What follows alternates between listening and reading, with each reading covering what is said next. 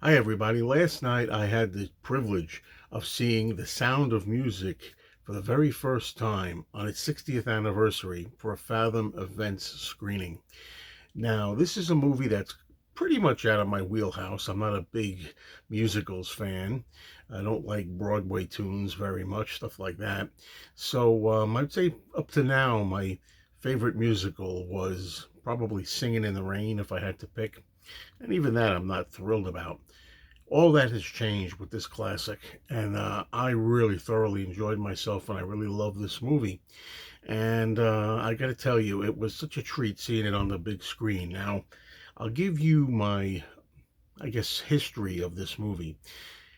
I'm pretty sure, almost positive, that my mother took me to see this movie in the theater. Now, I don't know if she took me to see it in 1965 because I would have been 3 years old, but I definitely was very small. Maybe she took me to see it in 66 or 67 when I was 4 or 5, but at a very young age like that, I still in my mind can remember two very vivid images. One of them is the classic opening scene that stays in my brain as a kid, a very little kid, of Julie Andrews out there at the beginning singing in the hills, the title song, The Sound of Music. Still remember that shot in my mind, how impressive it was even as a 4 or 5 year old on a tremendous screen. Other thing I remember about it was just a sequence near the end, kind of dark, of the children having to hide in fear. And that's what I recall about The Sound of Music from 60 years ago. Not much else. Now, I've caught this on TV at times. Recently, I turned on TCM and The Sound of Music was on, and I watched the first 45 minutes or so, maybe. Um, that's nothing compared to the big screen. This is another movie that I'm going to hammer home. Really needs to be seen on the big screen. If you ever have an opportunity to see The Sound of Music on the big theater screen, please do. I was very lucky because the theater that I went to was very well attended. It was a good crowd, respectful crowd. They loved the movie. They knew the movie, most of them. And I saw a lot of young people there too. I think they brought the whole family. This is a family film, but there were people that were reacting properly, laughing in all the right places, and made it a really entertaining evening. I went mostly because my girlfriend loves movies like this. This is in her wheelhouse, and she really wanted to see it, and she had a great time. Well, let me talk a little bit about the general idea. The movie takes place in Austria during the time when the Germans were taking over. So that's kind of something that figures into the movie later on. In Austria, we have Julie Andrews as Maria, and by the way, this movie is based on the true story of Maria von Trapp. And of course, by the time we got to this theatrical version, there had been other versions before this, which I didn't know at first. Um, but by the time I got to this particular theatrical version, a lot of things were changed and tweaked, but I think to advantage from what I'm learning. But Maria is a nun, really, or a nun kind of just a newbie as a nun, really, I think, and she's very mischievous, and she's not very disciplined in a way. She likes to go out and have fun, and her favorite thing is to go out and get lost in the wilderness when she's doing her errands, and start singing. She can't help but sing. She wants to sing wherever she goes. She actually absolutely loves it. So naturally, we get her to sing at first, and I got to talk about the opening scene that is masterfully shot by director Robert Wise, who I'll get to in a bit. Robert Wise, I'm familiar with a lot of his work, but that scene is really breathtaking. It's amazing when you see the camera kind of like hone in on the little figure of Julie Andrews twirling and spinning about and letting out the theme song, Sound of Music. However, if I'm if I'm going to nitpick, it's not done in one continuous take.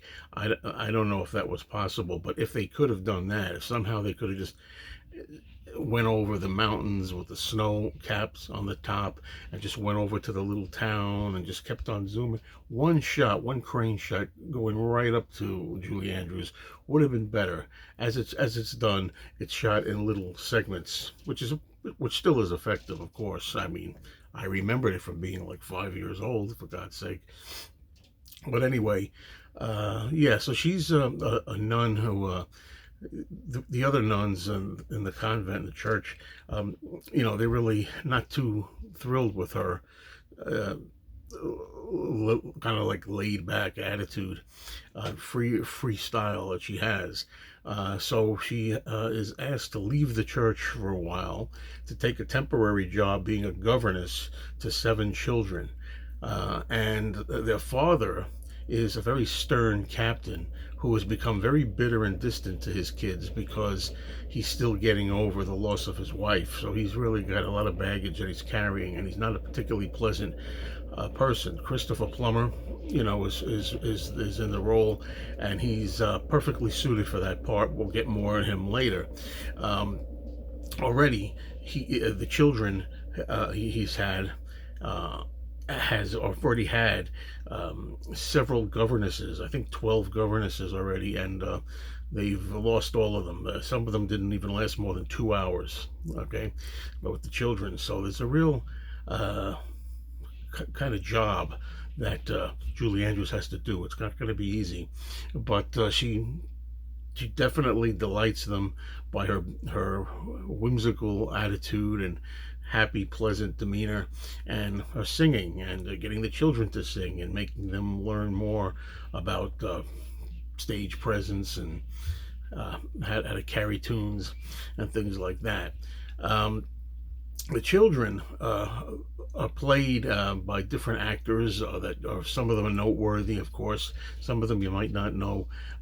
Three of them that stand out in my mind, of course. First of all, we have little Angela Cartwright, who is better known later as Penny Robinson on Lost in Space. You have Nicholas Hammond, who his first Spider-Man appearance on television was very important back then in the later 70s. He was the first Spider-Man, really, live action. Then you have Heather Menzies. Heather Menzies was in a lot of films that I recall, one of them being the 1973 Snake movie called simply S with Strother Martin. And, Robert Wise, I was talking a little about him earlier. Let's go into it. I'm thinking for now, I'm going to call The Sound of Music his directorial masterpiece. I think this is his baby. I think this is his signature movie. He's done a lot of great films. Let me name some of the ones that he's known for. West Side Story, of course, which I have never seen in its entirety. So I consider myself not somebody that really can comment on West Side Story because I haven't seen it. But then he did The Day the Earth Stood Still, science fiction classic from 1951. Earlier, one of his first, if not the first, full directorial credit that he got was in a 1945 favorite of mine called The Body Snatcher, which starred Boris Karloff and Bela Lugosi. That was an early goodie by him, really good film. And then he also did The Haunting, which is a classic. Also, 1970s, The Andromeda Strain, which is one of my favorite later science fiction classics, and the ill-received Star Trek: The Motion Picture, which that's kind of a dog on his resume. But a lot of stuff he's done. This movie, what can I say? It has gorgeous locations in Austria. That's the first thing I want to say about it. Breathtaking cinematography, wonderful shots, beautiful scenery, which come to life like never before on the big screen. I only watched it on TCM a month or two ago, briefly, some of it, and it didn't knock me out the way it did on the big theater screen. And I have a 55-inch TV. It's not exactly a little 19-inch, All right. Now the songs, okay, the all the beautiful and fun songs, and some of them emotional, written by Rodgers and Hammerstein. Great score for this. They really did good stuff. Now, of course, these days it's easy to find some of the songs corny. The Do Re Mi song, and for example. But I love them. I think they work perfectly here. You have to take them in the right spirit.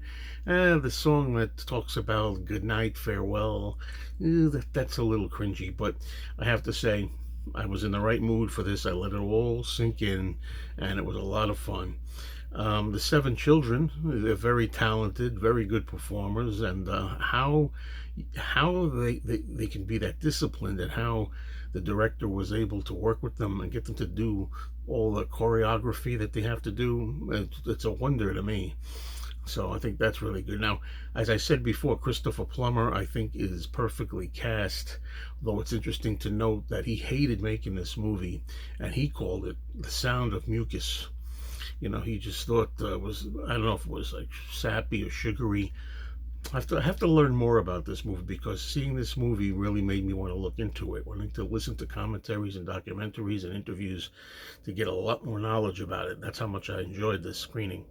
But yeah, in later years, thankfully, Christopher Plummer lived long enough to really come to appreciate the movie and like the movie in later years. But at the time, it really was beneath him, I think he felt. And I also learned that he was drunk in at least one scene, and didn't really have a great time doing this. Um, First half of the movie is fun and light, and as I say, whimsical, uh, very entertaining in that regard. But then, as it goes on, um, midway through, and there is an intermission. There was an intermission during this, because it's a kind of lengthy movie. It becomes a love story. Naturally, of course, it's no surprise that the stern Christopher Plummer character is going to suddenly weaken a little bit and fall in love with Julie Andrews' character, and that's a nice touch, of course, even though it's kind of predictable. And you find out later on, as we get through the movie, that his suit of armor that he wears and his tough guy persona melts, and he becomes a sensitive father again, and he becomes involved even in the music and sings himself, and he becomes very much bonding with his children again. And then near the end, we start getting a tense dramatic shift as the Germans aggressively move in with the Nazi regime, and they pursue the Von Trapp family. In particular, they want the dad to come over to their side. Yeah, I just really was blown away by this movie last night. I really enjoyed it. I'm sorry it took me so long to get into it, but to see it like for the 60th anniversary on the huge theater screen, fully restored, sound and picture, it really was incredible. I mean, I noticed out in the valleys, and I could see every blade of grass blowing in the breeze, and it was perfect. And some of the sequences with the children, Julie Andrews with the guitar, singing songs with them, doing the do re mi bit, um, and sitting out there with all the mountains there, the Austria mountains, and just absolutely out of this world. Anyway, there's my really, really happy review of The Sound of Music. 4 out of 4 star classic.